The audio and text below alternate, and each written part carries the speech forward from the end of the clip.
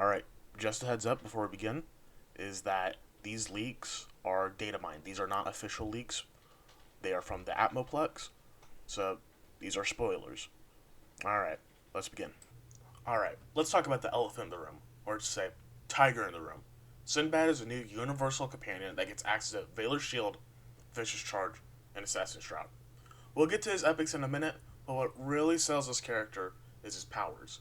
We don't get a whole lot of units with charge, especially ones that are universal.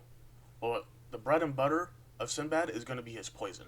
His poison inflicts curse, and thus, curse prevents healing. Next up are his epics. At final promotion, Sinbad gets access to Bleeding Strikes, Cheap Shot 1, and Elusive 2. Cheap Shot 1 isn't anything to write home about, but Bleeding Strikes and Elusive 2 are. Sinbad is the only companion to get access to Elusive 2, which gives extra dodge and mobility when under 50% health. But the real kicker is Bleeding Strikes. Before, this was only exclusive to one of Bar's summons, but with this, Sinbad, when he attacks, he inflicts damage over time. As far as epic selection goes, Sinbad is pretty underwhelming. He gets access to Cheap Shot 5, Flanking 5, Repost 3, First Strike 2, Bladestorm 2, Second Chance, and Witch Hunter 2. These are all not great. However, due to its charge reducing accuracy, I would imagine Repost 2 is going to be a staple with stuff like Bladestorm 2 and maybe Cheap Shot 3, but the epics will probably be interchangeable depending on your class. Alright, let's talk about classes. First up is Witch Doctor. Witch Doctor gets some shiny new toys this update, with 2 readied spell totems and a new eye patch giving Maelstrom. We'll get back to that eye patch in a minute, but what really is important is the readied spell. With readied spell and the Hoodoo bundle robe, with 2 trained from the Hidden Trainer and 1 readied spell on your pet, we can now officially get readied spell 5, which, when enemies walk into your range, it knocks them back one square. Alright, let's go back to that new witch eye patch. In order to understand how good it is, we must talk about the previous best eye patch for witches. It gives revive, which is not great considering that with Sinbad, he's going to prevent that healing with his curse.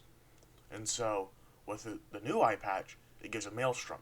This is already really good, because in PvP, witches already struggle with melee getting on top of them. So having an extra AoE slow is really good. And for Gravy, it gives 10 extra spell power. Alright, let's talk about Witch Doctor weaponry.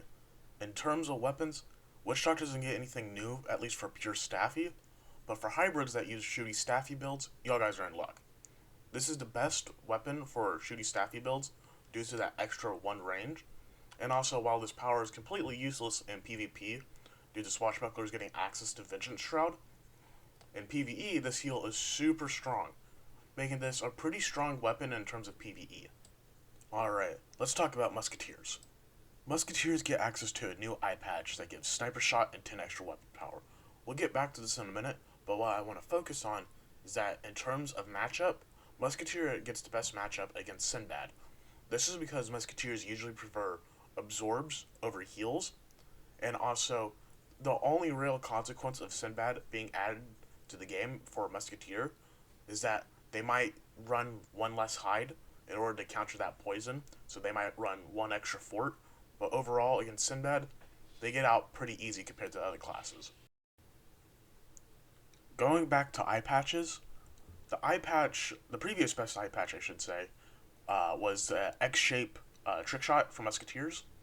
And so I can see some niche uses where like shooting behind a wall to ensure a kill or something could be good, but I think more often than not, the Sniper Shot eye patch will perform better, mostly due to because between the eye patch, the Haywire Thunder Rifle, and Chantel, you can punish enemies who are too passive, and in PvP, there is a chance that you could start off the fight with the enemy having 1 whole companion down.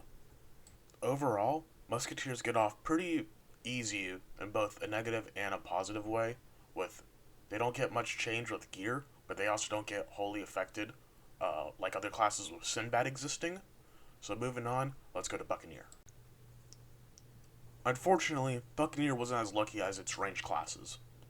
But before we get to that, let's talk about what they do get. Buccaneers get access to two new weapons, a pure melee one given Sinbad's Fury, and a hybrid one giving Sinbad's Fury. The hybrid is adaptive, so if you have strength, it's going to have strength on the weapon. But what's important about this is the power.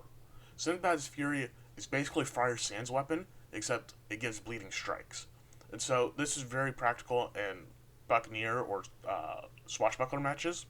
So let's say for Buccaneer, you're fighting another Buccaneer, they use Highland's Charge, you could use Sinbad's Fury to cancel out that charge. Likewise, with Swashbuckler, if they use your Black Fog and spend the majority of the rounds buffing, and they use their last turn to attack, you can use Sinbad's Fury to cancel out that last turn, and canceling out the hide.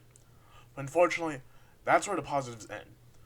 Usually Buccaneers run 2 heals in PvP, but with Sinbad existing, he's going to apply Curse to prevent those heals.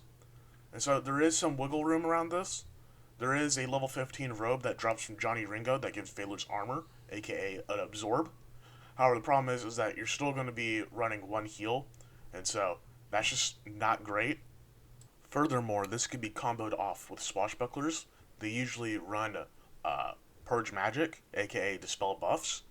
And so what will end up happening is that Sinbad will curse you, and you'll try to apply the absorb because you can't heal, but then that absorb is just going to get wiped off because of Purge Magic. And so ultimately, Buccaneers walk away with very little in this update. Next up is Privateer, and if you thought Buccaneer was bad, Privateer gets it worse. Once again, Privateer gets access to Sinbad's Fury. However, there is no slashy variant, though that is okay considering I think even with slashy, the smashy staffy it just gives higher weapon power. But the most important part about this update is that Privateers get hard countered by Sinbad. Sinbad is going to reduce accuracy, which is going to activate all his reposts. He's agility, so all his blade storms are going to activate. And then, to top it all off, with his curse, he's going to prevent all of Privateer's healings. This is on the level of like Contessa countering Swashbucklers, except Sinbad is countering Privateers. Next up is the one that benefits the most from this update, Swashbucklers. First up is weaponry. We have a hybrid weapon that we mentioned earlier in the Buccaneers. There is no shooty stabby version, but there is the slashy version. And then for the few remaining pure melee Swashbucklers, we do have a slashy stabby weapon. Next up, the accessories. Alright, for accessories, we do get a new eye patch, and even though it's not as good as a 4 eye patch for Swashbucklers, a Vicious Charge on an eye patch is still really solid. And so next up is a ring. Even though this ring is universal, it's going to be benefiting Swashbucklers the most. And there's a lot of reasons for this. One reason, hold the line. If, like, for example, you're fighting on Privateer or something, you have one of your Musketeers low on health, and your pirates in hide, you could position around that so where the first companion or first whoever is trying to attack that Musketeer, it could be protected. Like, there's a lot of funny shenanigans that you could do with that, especially if you use your pet to get hold the line too. But the most important part about this is Valor's Fortress, and the reason this is big is because we have to rewind all the way back to the daily boss update. For Swashbucklers, they got 2 very impressive items. First, the Salty Pirate Hat, which gave another copy of Black Fog, and the Boots, which gave another copy of Curse Poison. And the problem with those is that those slots were both used for Valor's Fortresses. In order to run them, you had to use the Stormzilla egg. Well, now with this, you can now grind for the ring instead of bothering Stormzilla. As far as Swashbuckler's interaction with Sinbad, it's a double-edged blade. The good part is that Sinbad synergizes pretty well with Swashbuckler, with fan boosting agility. Sinbad can proc all those blade storms. With Sinbad's charge, you get more reposts from all your Swashbuckler characters, and then having the ability to save your curse until later in the game by using Sinbad's curse is pretty solid. And then just for gravy, the extra 25% damage reduction, that could be game changer. As far as downsides go, there is a few noticeable downsides. Sinbad, with his poison, he can make you use one of your forts early, and so leaving with you 2 forts for the rest of the game, and every damage counts, that could be a problem. And then also, speaking of damage, swashbucklers, at least pure melee swashbucklers, tend to carry the champion weapon that gives a 50% heal. Sinbad being able to stop that is pretty big, and also on the side chance that they may pack a revive or something, stopping that, making damage permanent, is a big problem. But what really puts Swashbuckler over the edge compared to the other classes is that all the classes are negatively impacted by Sinbad just existing, with Buccaneers pretty much only being able to carry heals to recover damage, and then Privateers, half of its identity is its support, and taking away its heals is also a problem. And so with those two taken care of, their nearest competition, and the range classes still not getting enough to fully compete with the swashbucklers, I don't think there's a world where swashbucklers are not the top class after this update. Yeah, that's it. The TLDR is that there's going to be a meta change. I'll see you around.